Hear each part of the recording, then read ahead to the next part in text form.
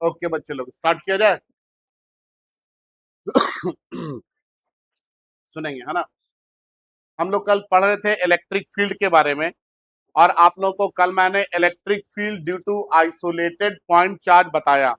Isolated मतलब single point charge. और मैंने इसमें आप लोगों को ये बताया कि मान लीजिए हमारे पास कोई एक सिंगल पॉइंट चार्ज है, ठीक है।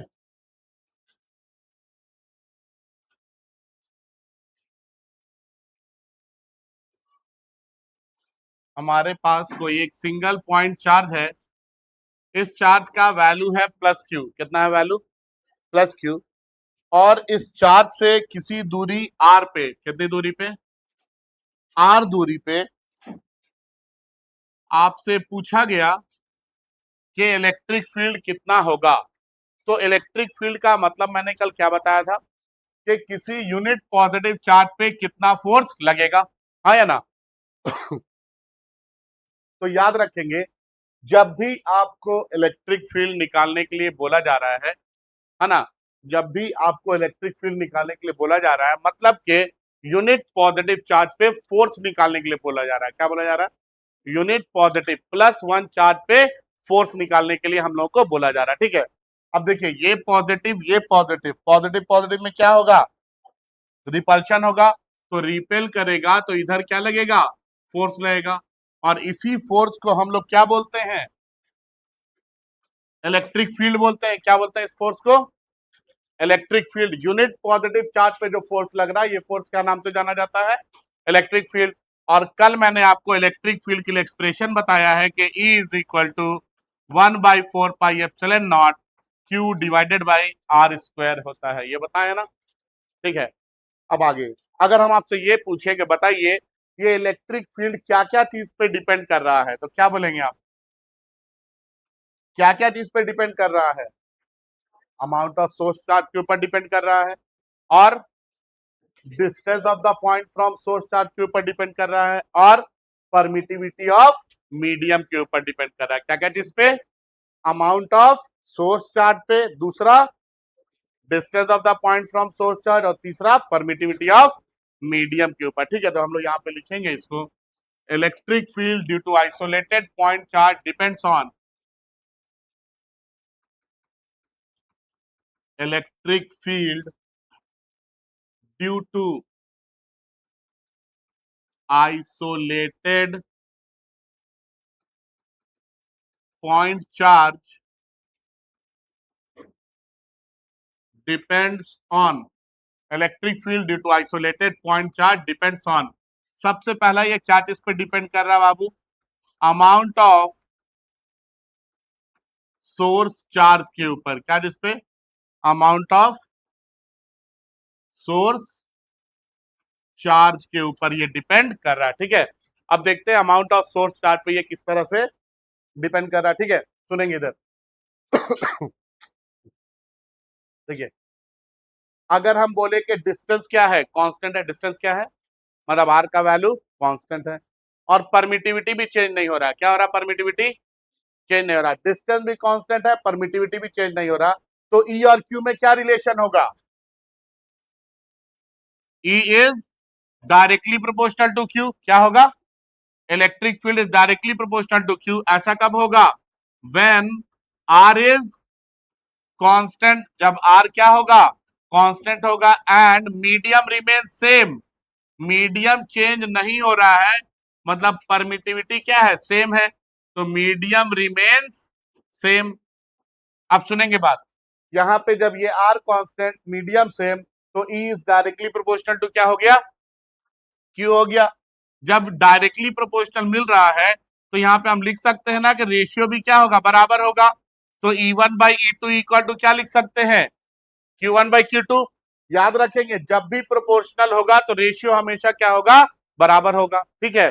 और अगर हम बोले कि बताइए बच्चों इसका ग्राफ कैसा बनेगा, ई और क्यू का ग्राफ, इलेक्ट्रिक फील्ड और चार्ज के बीच का ग्राफ कैसा होगा, तो आप क्या बोलेंगे? देखिए, डायरेक्टली प्रोपोर्शनल है और दोनों तरफ पावर क्या है? 1 है। और आप लोग को मैंने बताया है कि अगर इस तरह का होगा तो ये ग्राफ होगा स्ट्रेट लाइन जो कि कहां से पास कर रहा होगा, ऑरिजिन से पास कर रहा होगा। ठीक है, ये बात मैंने आप लोगों को बताया है। आगे दूसरा, ये क्या चीज पे डिपेंड कर रहा है बाबू?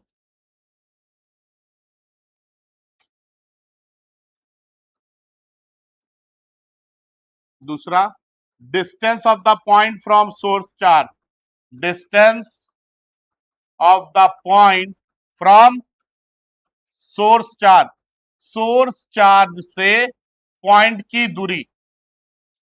ठीक है, जहां पे आपको इलेक्ट्रिक फील्ड निकालना है उस पॉइंट की दूरी कितनी है सोर्स चार्ज पे, इस पे भी डिपेंड करता है।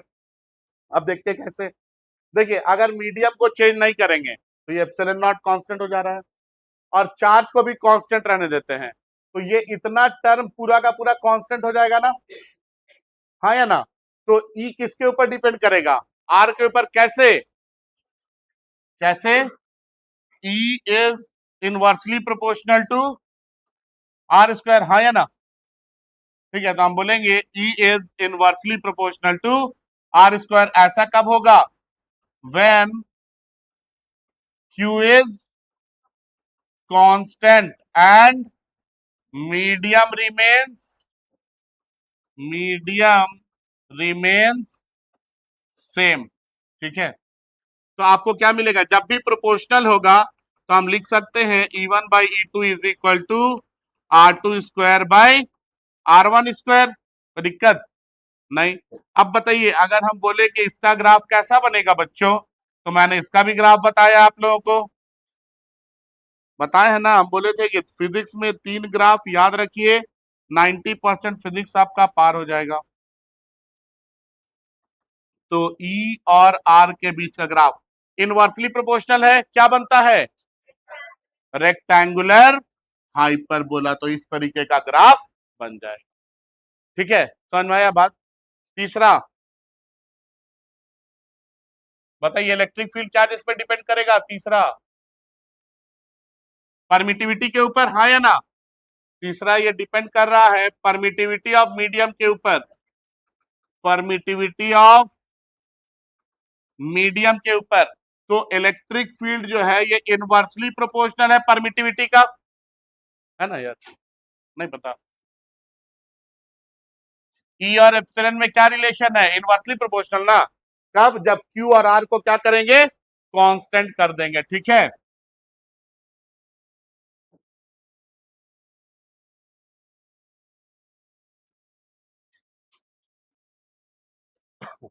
ऐसा कब होगा?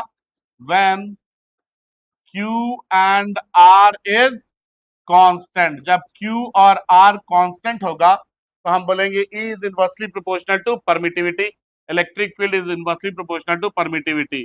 तो क्या लिख सकते हैं? E1 by E2 is equal to epsilon 2 by epsilon 1, हाँ या ना? और अगर आपको बोले बताइए बच्चों इसका ग्राफ कैसा बनेगा, तो क्या बोलेंगे आप? ई और एप्सिलॉन के बीच का ग्राफ क्या होगा?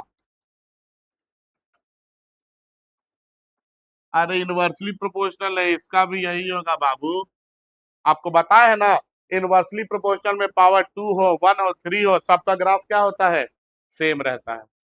पढ़ाए थे ना ग्राफ, एक दिन पूरा क्लास दिए थे एक दिन ग्राफ में, है ना? कॉपी कीजिए इसको।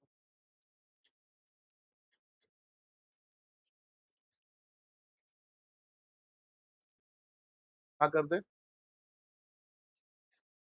ठीक है, ई वाला नहीं लिखना है, लिखा हुआ है।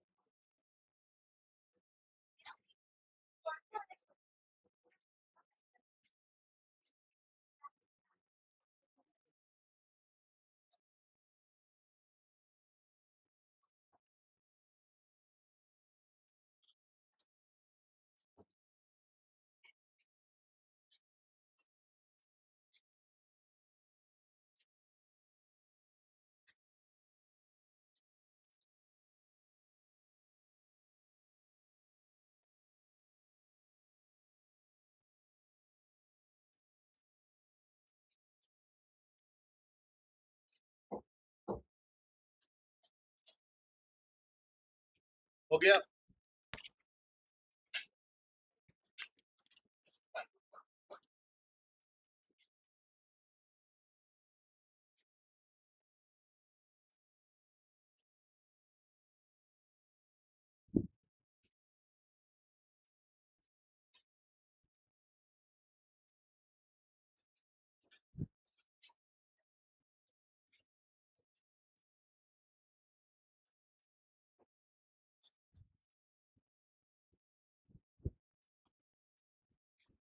लिखेंगे क्वेश्चन, क्वेश्चन लिखेंगे।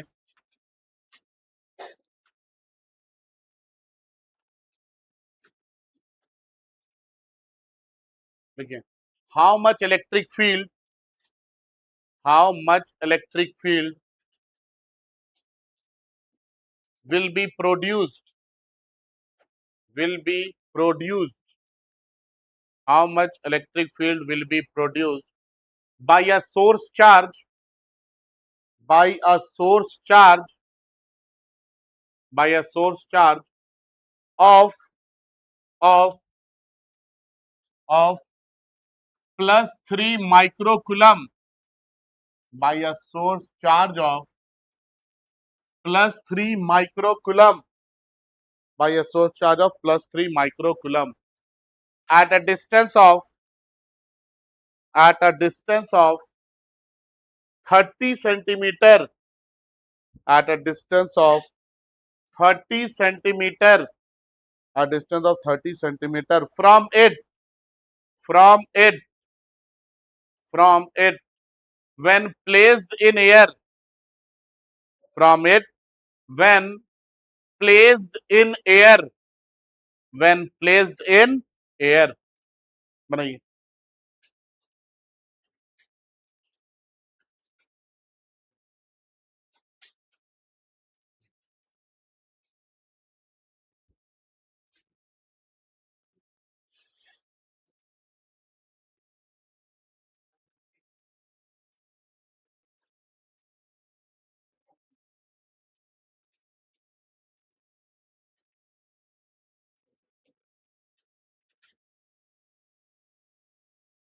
बनाइए।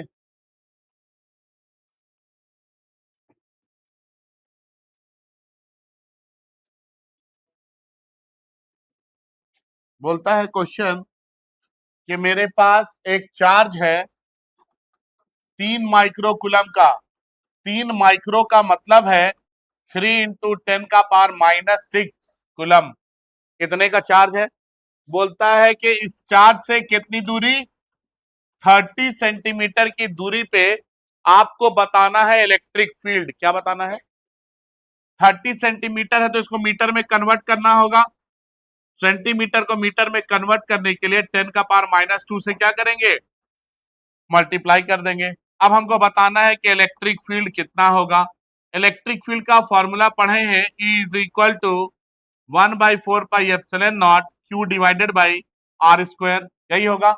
तो E इज इक्वल टू 1/4πε0 का वैल्यू कितना होगा, 9 × 10⁻⁹। Q का वैल्यू कितना होगा, 3 × 10⁻⁻6 डिवाइडेड बाई R का वैल्यू कितना होगा, 30 × 10⁻⁻² का होल स्क्वायर। तो ये होल स्क्वायर ना लिख के दो बार हम इसको क्या कर दे रहे हैं, मल्टीप्लाई कर दे रहे हैं। तो 3 10s are 3 3s are 3 1s are 3 10s are 10 × 10 100, और ये 10⁻⁻² क्या हो गया, कट गया। तो E इज इक्वल टू कितना आ गया, 3 × 10⁻⁹, ये कितना होगा 10⁻⁻6, ये -2 को ऊपर करेंगे तो क्या होगा, +2। बताइए कितना आ गया, E इज इक्वल टू 3 × 10⁻11 - 6 कितना आ जाएगा, 5 न्यूटन पर कूलम।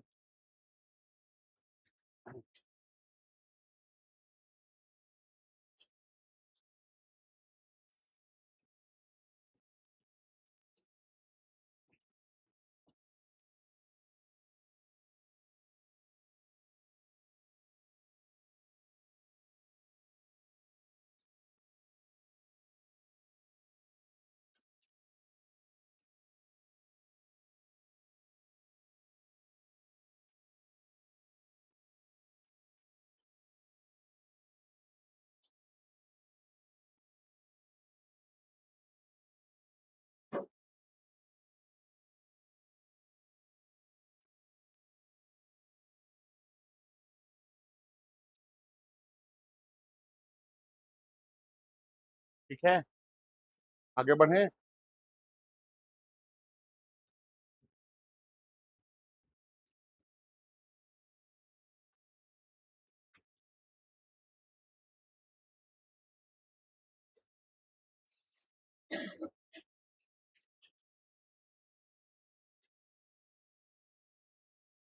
अगला सवाल बोले, फिर लिखेंगे।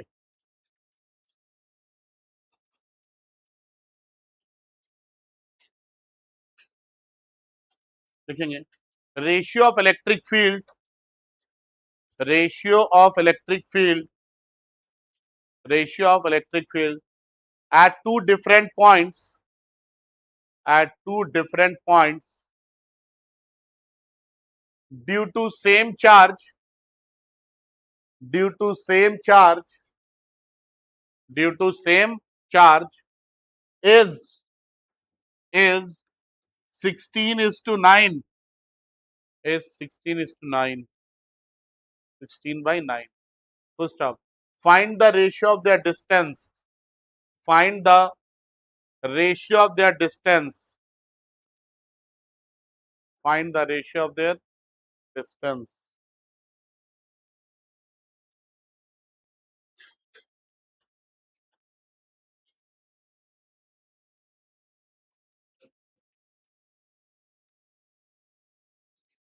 कितना? 4:3.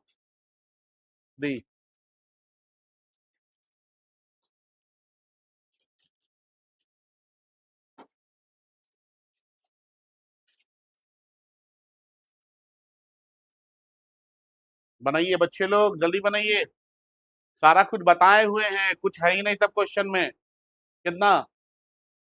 4/3 आ रहा सबका आंसर? हाँ, सब गलत है। ठीक है, बोलता है एक चार्ज है, इस चार्ज के वजह से दो अलग अलग पॉइंट पे जो इलेक्ट्रिक फील्ड है ना, इस इलेक्ट्रिक फील्ड का रेशियो 16:9 है।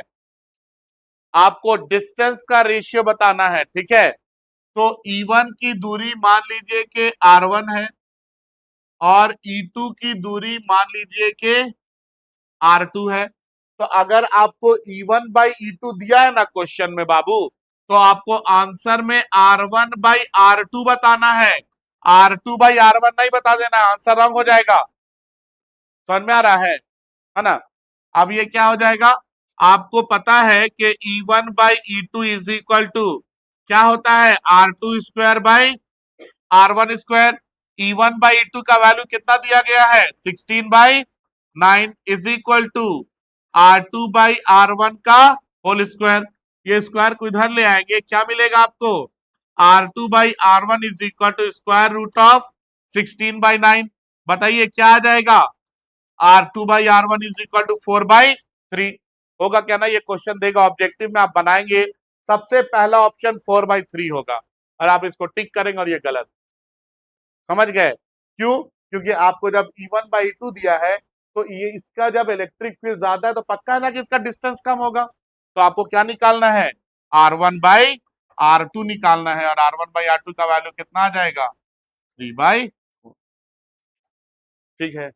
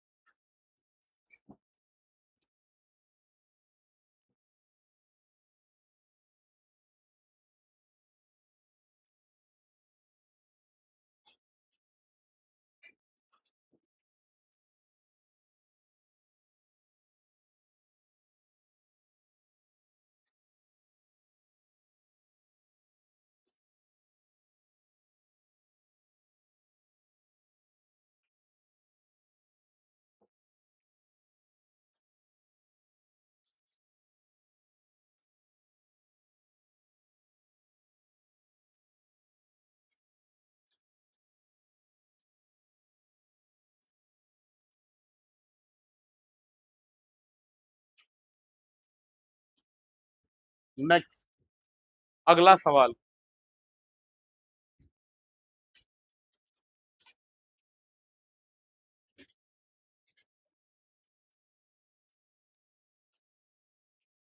बोले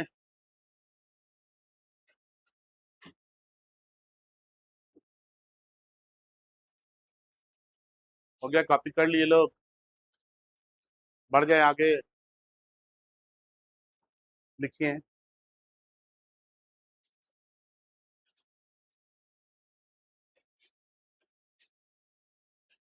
लिखेंगे a charge of a charge of a charge of +3 microcoulomb, a charge of +3 microcoulomb produces an electric field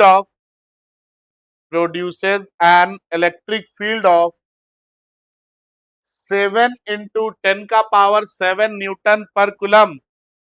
electric field of 7 into 10 का पावर 7 न्यूटन पर कूलम, कॉमा देखिए, if this charge is replaced if this charge is replaced by another charge of +12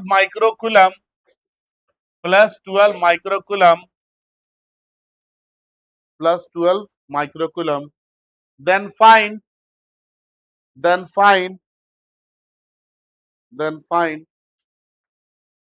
electric field at same place, then find electric field at same place, then find electric field at same place।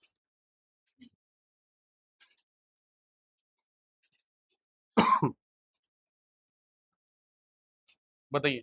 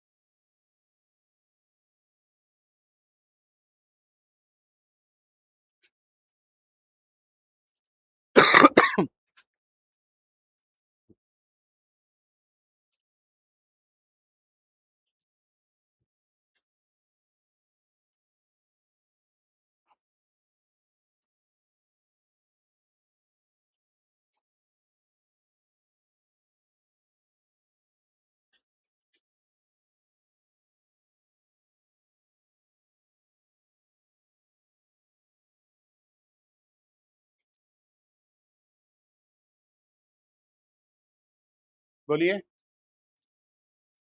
कितना आया।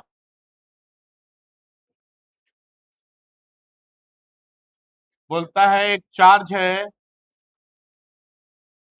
+3 microcoulomb का, ये कुछ दूरी पे electric field produce कर रहा है, कितने का, 7 into 10 का पावर 7 न्यूटन पर कूलम। ठीक है, अब सुनेंगे बात।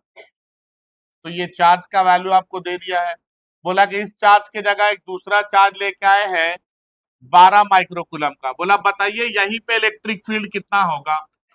ठीक है, मतलब आपको E1 दे दिया है और E2 का वैल्यू आपसे क्या बोल रहा है, बताइए। ठीक है, तो आपको पता है कि डिस्टेंस तो सेम है ना, और अगर R कांस्टेंट है तो हमने पढ़ा है कि E1/E2 is equal to Q1/Q2। Question बोल दिया है find electric field at same place, हाँ या ना।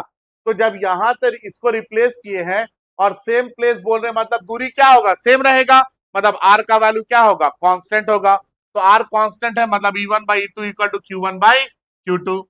E1 का वैल्यू है 7 into 10 का पावर 7, E2 का वैल्यू हम लोग को निकालना है, Q1 का वैल्यू है 3 माइक्रोकूलम और Q2 का वैल्यू है 12 माइक्रोकूलम।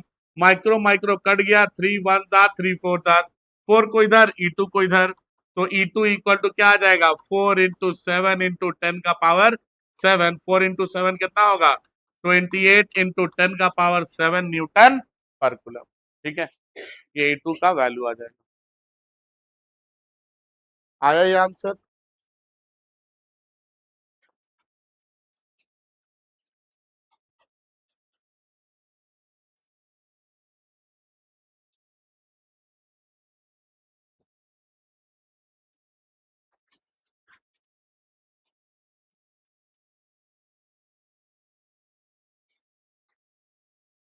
लिखेंगे। अगला सवाल, how much electron, how much electron should be removed, should be removed from a coin, from a coin of mass, of mass 1.6 gram, from a coin of mass 1.6 gram, from a coin of mass, from a coin of mass 1.6 gram, so that, so that it can float in an electric field, so that it can float in an electric field of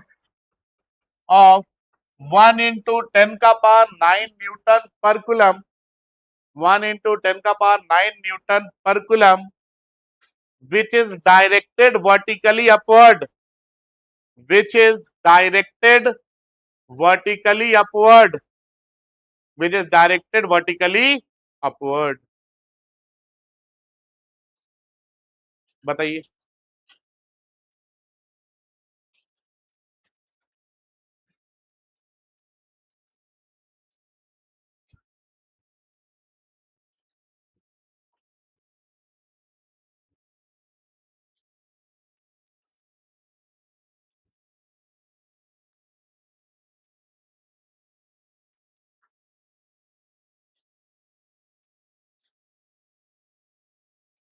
बनाइए बच्चे लोग, बनाइए question.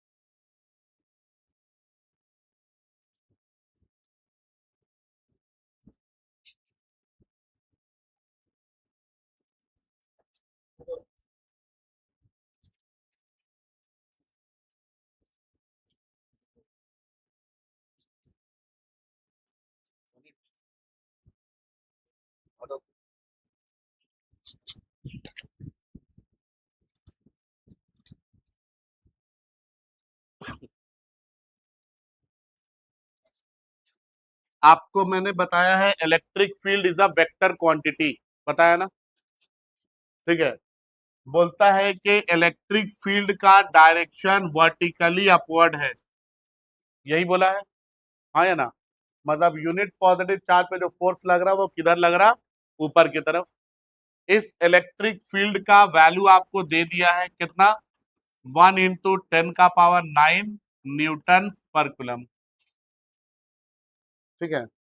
इसमें बोला कि एक coin है यहाँ पे, कॉइन समझते हैं ना? एक कॉइन है यहाँ पे, ये कॉइन से कितना इलेक्ट्रॉन हम निकाल लें ताकि ये आराम से इस इलेक्ट्रिक फील्ड में फ्लोट करे। क्या करे? फ्लोट करे। जब कोई भी बॉडी फ्लोट कर रहा है, यहाँ पे मान लीजिए मतलब उसके ऊपर नेट फोर्स कितना लग रहा है? 0। अरे ना तो ऊपर जा रहा है ना नीचे जा रहा, फ्लोट कर रहा है। समझ में आ रहा क्या बोल रहे हैं? ना ऊपर जा रहा ना नीचे जा रहा, बीच में वो क्या कर रहा है? फ्लोट कर रहा है। मतलब नेट फोर्स कितना लग रहा होगा? 0।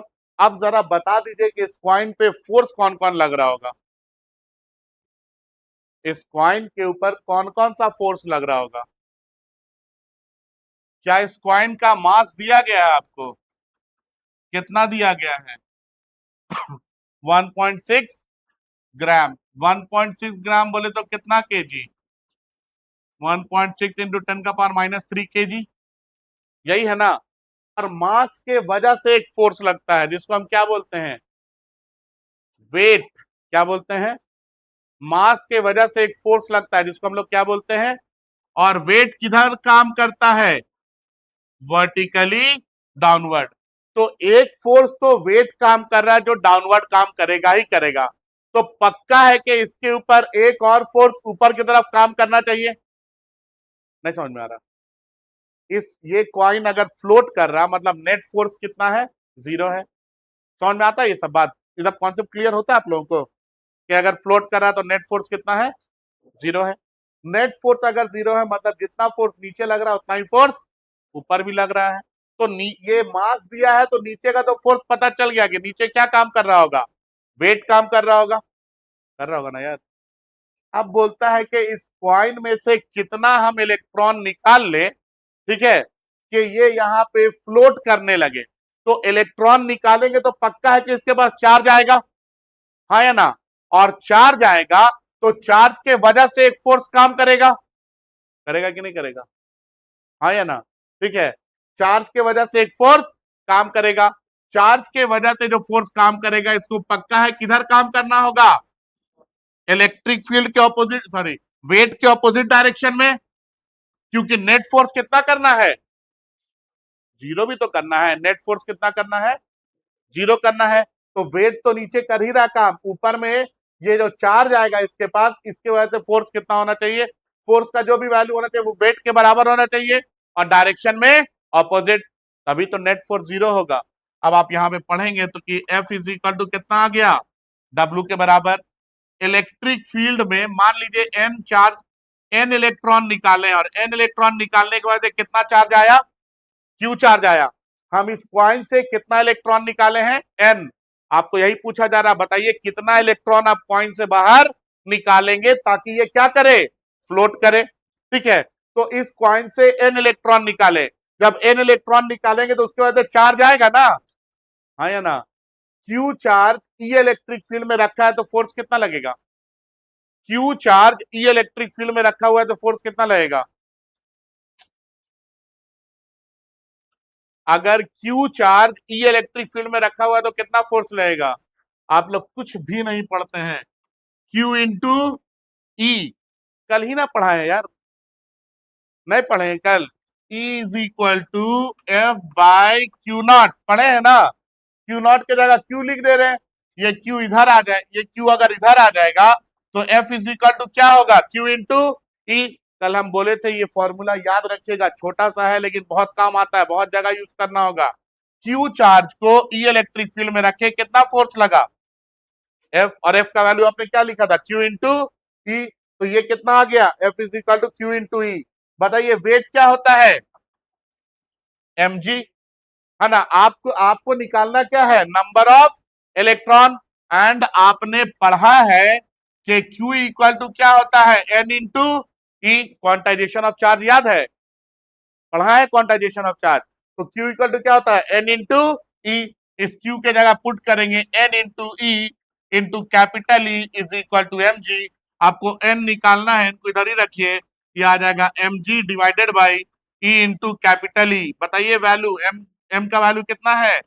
1.6 इंटू 10⁻³ जी का वैल्यू कितना है? 10 ले लेते हैं, है ना? इसके बाद E का वैल्यू कितना होता है?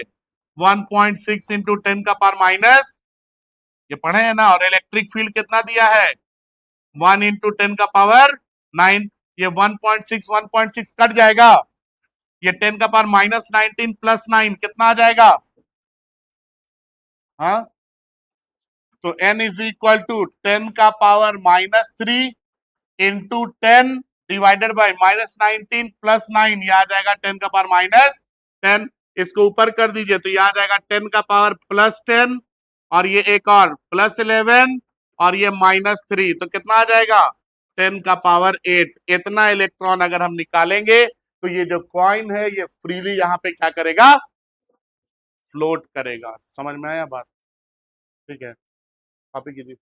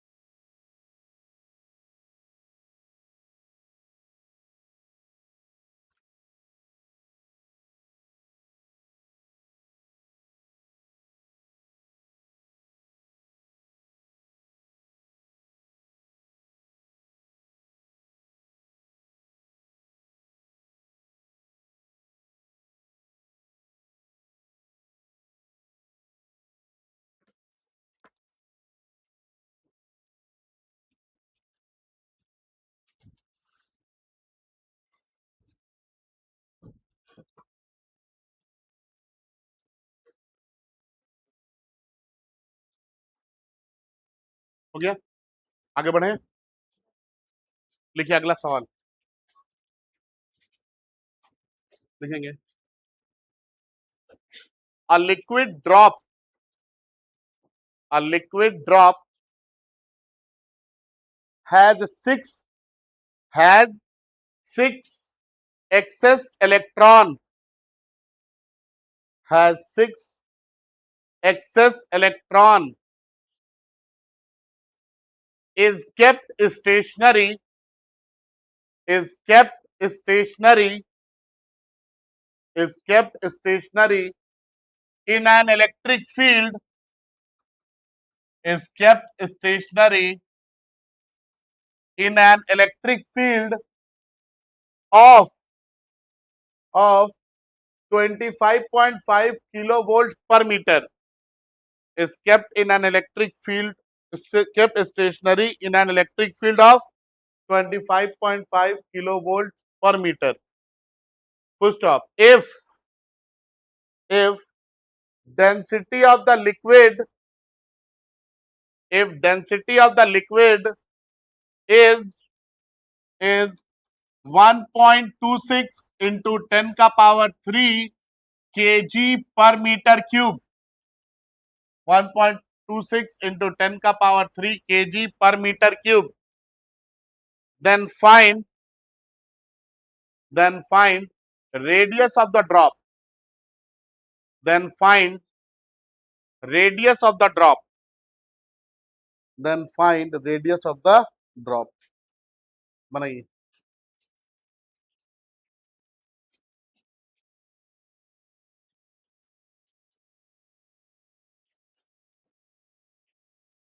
बनी बाबू?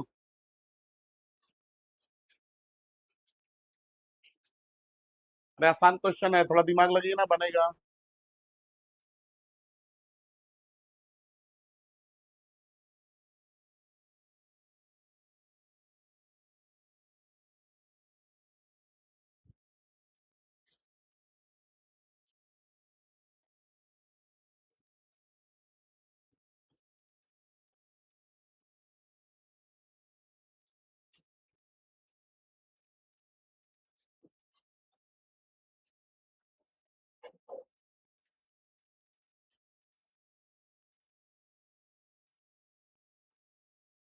देखिए, आप लोगों को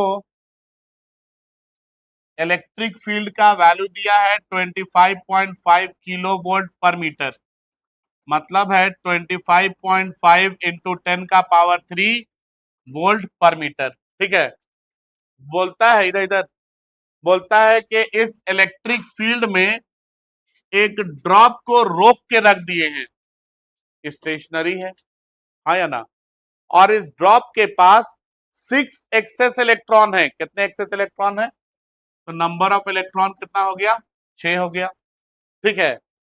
अब इस इलेक्ट्रिक फील्ड में अगर इसके पास एक्सेस इलेक्ट्रॉन है, मतलब पक्का इसके पास चार्ज है, और चार्ज है तो क्या लगेगा? फोर्स लगेगा, लगेगा ना। अब देखिए, अगर ये रुका हुआ है, स्टेशनरी है, मतलब इस ड्रॉप के ऊपर नेट फोर्स कितना लग रहा होगा? 0 लग रहा होगा। नेट फोर्स कितना लग रहा होगा? अब समझिए, ये ड्रॉप है तो इसके बाद मास होगा ना, होगा या नहीं होगा? मास के वजह से एक फोर्स वर्टिकली डाउनवर्ड काम करेगा, क्या बोलेंगे? वेट। और इसके पास एक्सेस इलेक्ट्रॉन है तो पक्का है कि चार्ज भी होगा। और ये अगर रुका हुआ है तो इस नेट फोर्स 0 लग रहा है, तो वेट तो नीचे काम कर ही रहा है, तो एक और फोर्स किधर काम कर रहा होगा? ऊपर की तरफ, जिसको आप लोग क्या बोलते हैं? क्यू इंटू ई बोलते हैं। ई इलेक्ट्रिक फील्ड में क्यू चार्ज रखेंगे, कितना फोर्स लगेगा? क्यू इंटू ई। लगेगा या नहीं लगेगा? लग जाएगा। ठीक है। आपको यहाँ पे दिया गया है कि ये जो वेट है ये किसके बराबर है? क्यू इंटू ई के बराबर है। वेट क्या होता है? mg। mg किसके बराबर? Q into E. और क्यू क्या है? एन इंटू ई। क्यू का टू एन ही पढ़ा है ना, इंटू कितना? ई। और मास आप लोगों ने क्या पढ़ा है? मास क्या होता है? Density into volume into G is equal to कितना? N E into E. और बाबू वॉल्यूम क्या होता है? ड्रॉप है तो स्फेयर होगा ना, स्फेयर का वॉल्यूम क्या आ जाएगा? 4/3 pi R cube into G is equal to कितना आ जाएगा? N E into E. आपको आर का वैल्यू निकालना है, तो आर क्यूब को एक तरफ रखिए, बाकी सब उधर कर दीजिए। 3 इधर चला जाएगा तो 3 NE into E divided by 4 ρ pi into G, 4 pi ρ into G. Value put कीजिए। R cube is equal to 3 into N का वैल्यू कितना दिया है आपको? 6। ई का वैल्यू कितना होता है? 1.6 इंटू 10 का पावर -19। ई का वैल्यू कितना है? 25.5 इंटू 10 का पावर 3 डिवाइडेड बाई 4 का वैल्यू तो 4 होता है, पाई को पाई रहने देते हैं। डेंसिटी कितना दिया है? 1.26 इंटू 10 का पावर 3 दिया है। और जी का वैल्यू कितना लेते हैं? 9.8 या 10, कुछ भी ले लीजिए। ठीक है। जब आप इसको सॉल्व करेंगे तो आर, ये जो आर क्यूब है उधर भेजेंगे तो क्यूब रूट हो जाएगा ना, तो R is equal to cube root of ये पूरा का पूरा टर्म, मतलब 3 इंटू 6 इंटू 1.6 इंटू 10 का पावर -19 इंटू 25.5 इंटू 10 का power 3 divided by 4 into pi into 1.26 into 10 का पावर 3 इंटू 9.8 का क्यूब रूट। ठीक है। ये वैल्यू आप निकालेंगे तो ये ऑलमोस्ट आ जाएगा, R is equal to 4.7 into 10 का पावर -7 मीटर। ठीक है।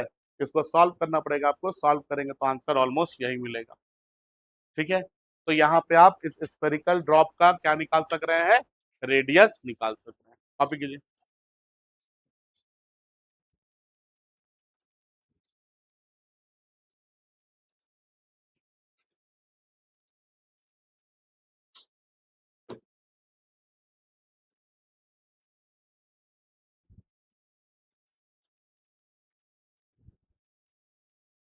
आज का क्लास यहाँ पे हम लोग करेंगे समाप्त। ये टॉपिक हो गया है ओवर। कल पढ़ाएंगे electric field due to multiple charges. ठीक है, यहाँ अभी जो भी पढ़े हैं सिंगल चार्ज था ना, अगर दो या दो से ज्यादा चार्ज होगा तब इलेक्ट्रिक फील्ड हम लोग उसको क्वेश्चन कैसे सॉल्व करते हैं। ठीक है, और उसके क्वेश्चन को बनाएंगे। कल ये टॉपिक को कोशिश करेंगे ओवर कर ले, है ना। आप लोग बिल्कुल भी नहीं पढ़ रहे हैं बच्चे लोग, घर जा करके पढ़िए, नहीं तो समझ में तो आ ही रहा होगा मार।